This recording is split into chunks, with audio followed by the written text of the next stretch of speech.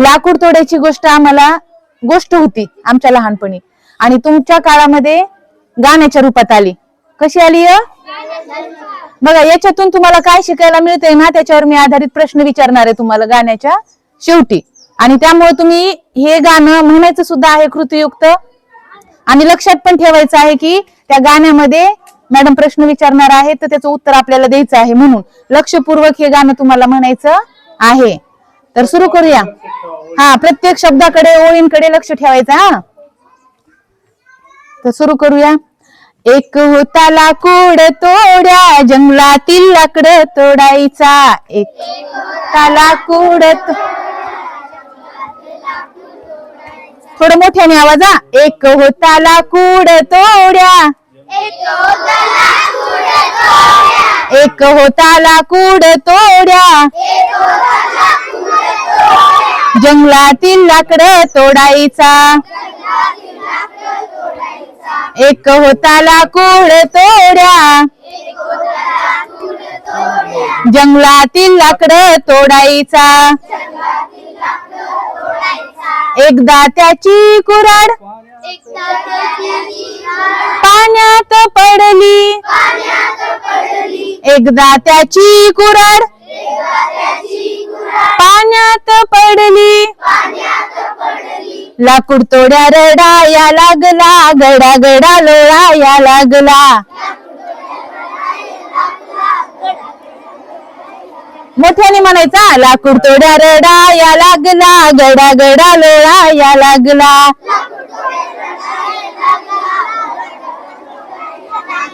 एक होता लाकूड तोड्या.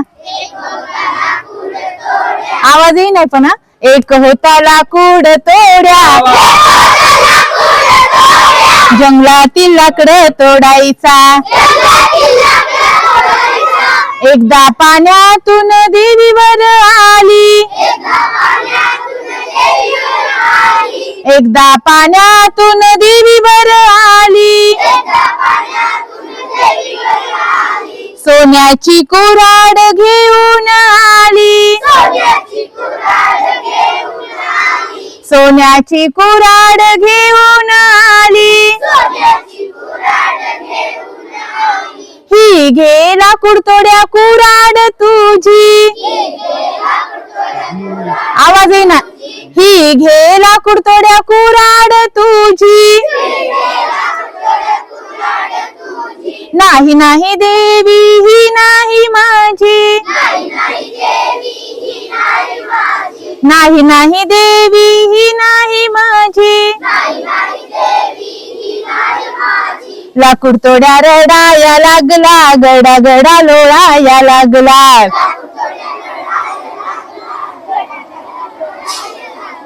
एक होता लाकूड तोड्या. एक होता लाकूड तोड्या जंगलातील लाकड तोडायचा. एकदा पाण्यातून देवीवर आली. एकदा पाण्यातून देवीवर आली. चांदीची कुऱ्हाड घेऊन आली. चांदीची कुऱ्हाड घेऊन आली. ही घे लाकूड तोड्या कुऱ्हाड तुझी. ही घे लाकूड तोड्या कुऱ्हाड तुझी.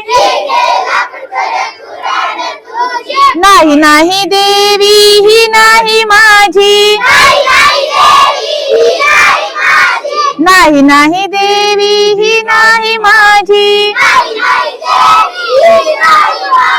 लाकूड तोड्या रडाया लागला, गडा गडा लोळाया लागला.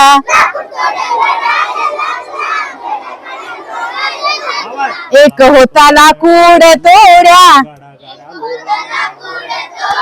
जंगलातील लाकड तोडायचा. एक होता लाकूड तोड्या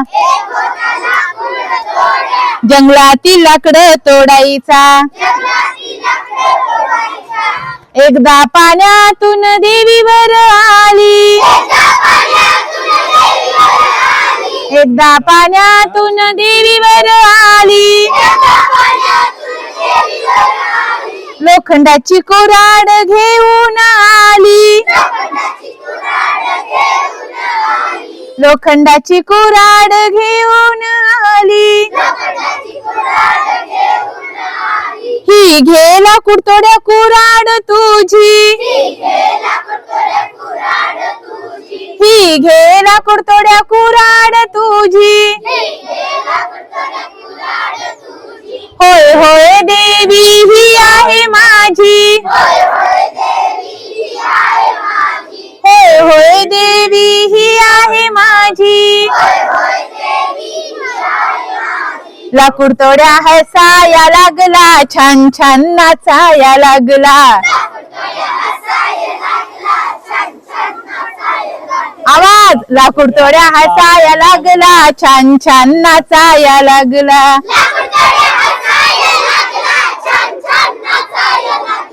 एक होता लाकूड तोड्या जंगलातील लाकडं तोडायचा,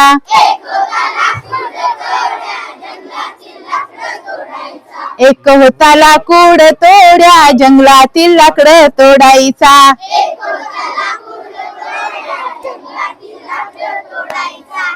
छान. पहा आता मी प्रश्न विचारणार आहे असं सांगितलं. टाळ्या वाजव एकदा.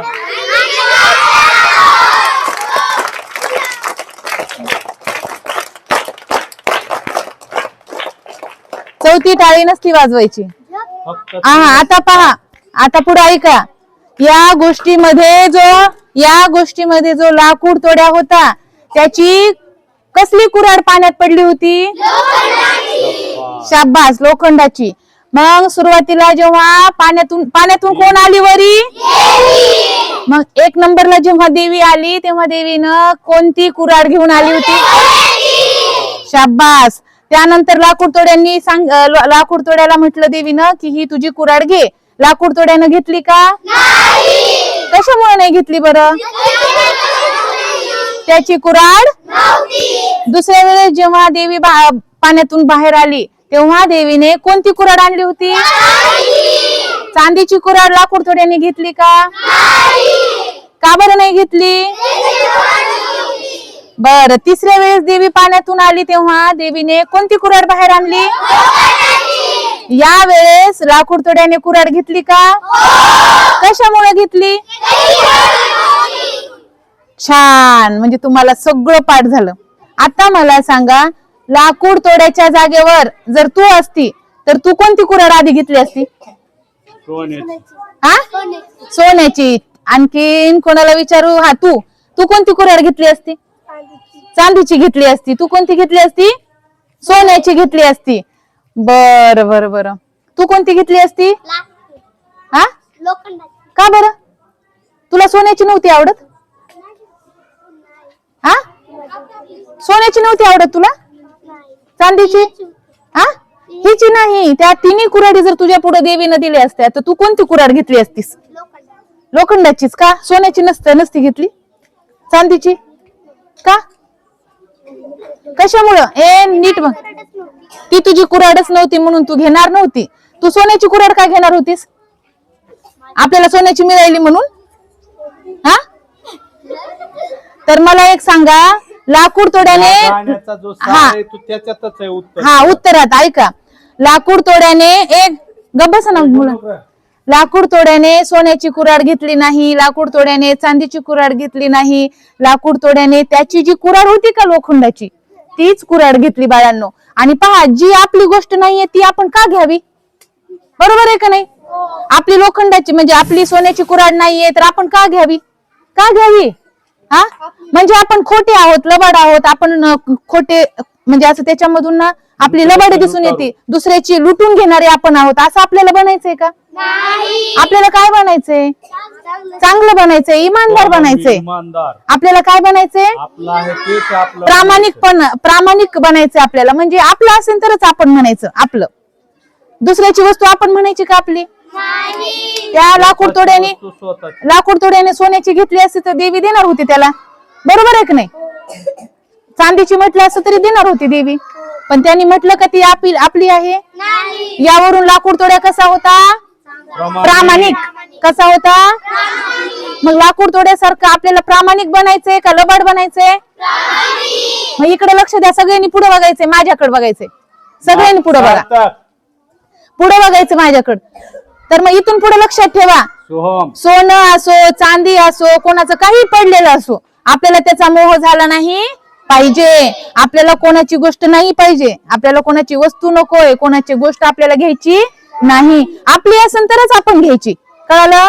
त्याला म्हणायचं प्रामाणिकपणा. दुसऱ्याच्या गोष्टी आपण, दुसऱ्याची वस्तू आपण घ्यायची नाही, दुसऱ्याची वस्तू चोरायची नाही, असं मनाने घ्यायची नाही, किंवा चुकून आपल्या जवळ आली तर आपण ती त्याला परत दिली पाहिजे. ह्या गोष्टीचा आणि या गाण्याचा सार होता गीताचा, की आपण प्रामाणिक राहिलं पाहिजे. कोणाकोणाला प्रामाणिक राहायला आवडेल? छान, सगळेच मुलं प्रामाणिक आहेत की हो सर आपले? छान छान छान छान. देवीने ज्या 2 कुऱ्हाडी लाकूड तोड्याला दिल्या आणि लाकूड तोड्यांना नाही म्हटल्या बरोबर, देवीनं परत खाली हात करा घेऊन आल्यानंतर ज्यावेळेस लाकूड तोड्या म्हणला ही कुऱ्हाड माझी, त्यावेळेस देवीनं ते तर कुऱ्हाड त्याची त्याला दिली, पण बक्षीस म्हणून कोणत्या कुऱ्हाडी दिल्या त्यानं? सोन्याची, चांदीची. देवीनं बक्षीस म्हणून लाकूड तोड्याला कोणत्या कुऱ्हाडी दिल्या? परत बघा कुऱ्हाडी दिल्या, म्हणजे त्याच्यावर दिल्या त्याच्या प्रामाणिकपणावर, प्रामाणिकपणामुळं.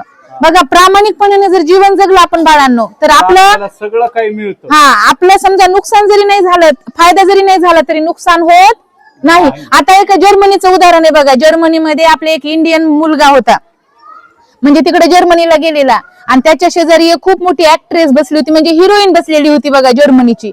पण त्यांनी तिला ओळखलंच नाही, आणि ती हिरोईन म्हटलं तर लोक काय करतात, तिच्यासोबत असं सेल्फी काढतात, फोटो काढतात, त्याचबरोबर तिच्यासोबत नाही का बोलण्याचा प्रयत्न करतात. पण हा मुलगा तिच्या शेजारी बसून सुद्धा त्यानं तिला बघितलं नाही, तिला बोलला नाही, काहीच नाही. मग तिचा एक फोटो एवढा सोशल मीडियावर व्हायरल झाला, आणि व्हायरल झाल्यानंतर त्या मुलाला विचारलं की तू तिच्यासोबत का नाही बोलला किंवा एखादा फोटो का नाही काढा वाटला? तर त्यांनी प्रामाणिकपणे काय सांगितलं की मी ह्या देशामध्येच कसा राहतोय, बिना परवाना राहतो नाही, राहायला घर नाही, आणि मी काय कोणाचं म्हणजे माझ्या शेजारी कोण बसले काय मला म्हणजे फरक पडणार आहे. तर त्याच्या प्रामाणिकपणावर भाळून किंवा प्रामाणिकपणाचं त्याला बक्षीस म्हणून त्या जर्मनीच्या मोठ्या कंपनीनं त्याला खूप मोठी ऑफर म्हणून कंपनीमध्ये घेतलं. बघा, त्याच्या त्या प्रामाणिकपणामुळं त्याचं जगामध्ये नाव झालं, कळालं का? म्हणजे त्याच्या प्रामाणिक बोलण्यामुळं, त्याच्या इमानदारीमुळं त्यांनी खरं खरं सांगून टाकलं, हिरोईन सोबत कुठं फोटो काढू आणि मला काय फरक पडते माझ्या शेजारी कोण बसले म्हणून. आहे त्यांच्या प्रामाणिकपणाचं कौतुक करत आहे. म्हणजे विचार करा, आपल्या भारताचं नाव त्यांनी कुठे जर्मनीमध्ये गाजवलं? प्रामाणिकपणामुळे. कशामुळे? म्हणजे आपण खरं बोलायचं शिकलं पाहिजे, खरं वागायचं आपण शिकलं पाहिजे. एवढं म्हणजे प्रामाणिकपणामुळे आपलं फायदा जरी नाही झाला एखाद्या वेळेस तर तोटा नक्कीच होणार नाही. हेच ह्याच्यातून शिकायचं